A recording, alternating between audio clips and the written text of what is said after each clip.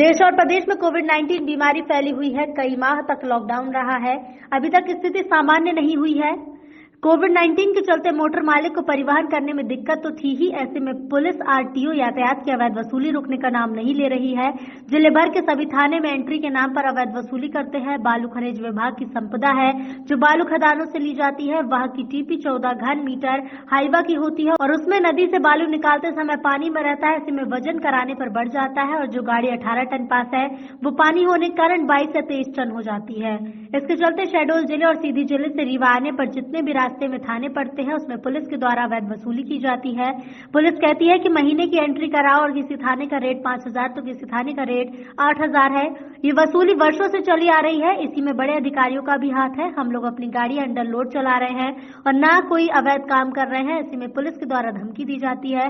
भले TP under load 14 घन metre की है पर काटा कराने पर पानी के चलते ज्यादा हो जाती है। यही धमकी देकर पुलिस द्वारा धमकी दे दी जाती है और वसूली की जाती है। माननीय श्रीमान जी से निवेदन है कि इस स्थिति में हम क्या करें, हमारी बात सुनी जाए, अन्यथा हम सब मोटर मालिक अपनी अपनी गाड़ी कलेक्ट्रेट में जमा कर अनशन करेंगे। रीवा से अविनाश तिवारी की रिपोर्ट।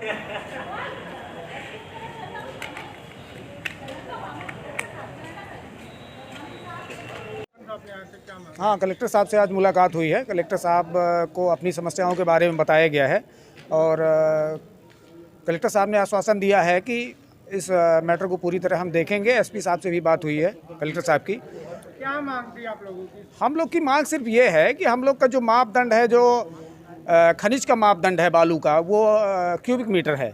जो टीपी मिलती है वो क्यूबिक मीटर के हिसाब से मिलती है और यहाँ पुलिस एवं ट्रैफिक पुलिस यहाँ गाड़ियों का सीधे कांटा करा के टन के हिसाब से बताते हैं कि आपकी गाड़ी ओवरलोड है और जुर्माना होगा।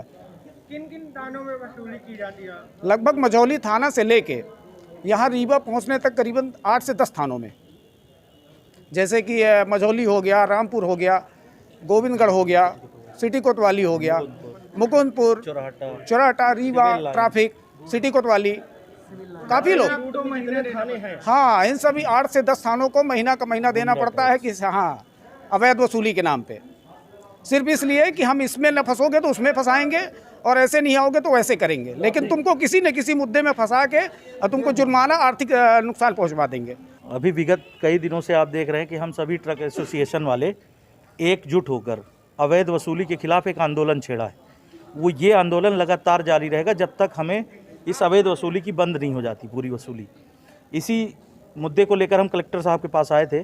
कलेक्टर साहब ने हमें पूरा आश्वासन दिया है कि इसकी हर स्तर से जांच की जाएगी और इसकी एक कमेटी गठित की जाएगी और आपको एक भी रुपए अवैध देने की, किसी भी पुलिस, किसी भी थाने, किसी भी ट्रैफिक में देने की कोई ज़रूरत नहीं। कहाँ लिया जाता है पैसा लिया जाता है सभी, मतलब जहाँ से रेत चालू होती है वहाँ से लेके यहाँ तक, जहाँ तक गाड़ी खड़ी होती है, हर जगह। और यातायात का काम, जो शहर का यातायात कंट्रोल करने का काम है, वो यातायात जाती है गोविंदगढ़ कंट्रोल करने, मऊगंज कंट्रोल करने, गाड़ियों कंट्रोल करने। किस बात को लेकर वसूली की जाती है? केवल क्या है कि हम जो टीपी, मतलब जो भी परिवहन करते हैं रेत का, खनिज का जो भी परिवहन करते हैं, इसमें हम क्या है, शासन से जितने की हमारी बॉडी रहती है उतने की टीपी हम लेते हैं, पिट पास रमन्ना कहते हैं जिसको। और हम जब वो गाड़ी यहाँ लेकर आते हैं तो पुलिस प्रशासन जब रोक कर उस गाड़ी को कांटा कराने लगता है तो उसमें क्या है कि गाड़ी क्या है, पासिंग 18 टन है तो 2-3 टन एक्स्ट्रा हो जाती है पानी के कारण। चूँकि नदी से बालू आती है, पानी उसमें रहती है, तो क्या है कि उसमें फिर वो डराते धमकाते हैं और माइनिंग रूल के हिसाब से इसका फ़ाइन काफ़ी ज़्यादा है और उसी को बचाने के लिए ये एंट्री का इस्तेमाल करते हैं। और हम ये चाहते हैं कि अगर इनको टन में नापना है तो हर खदानों में कांटा लगे। अगर आधी गाड़ी बालू में रोड को फ़र्क नहीं पड़ रहा है तो हम आधी गाड़ी बालू ले आने को तैयार हैं।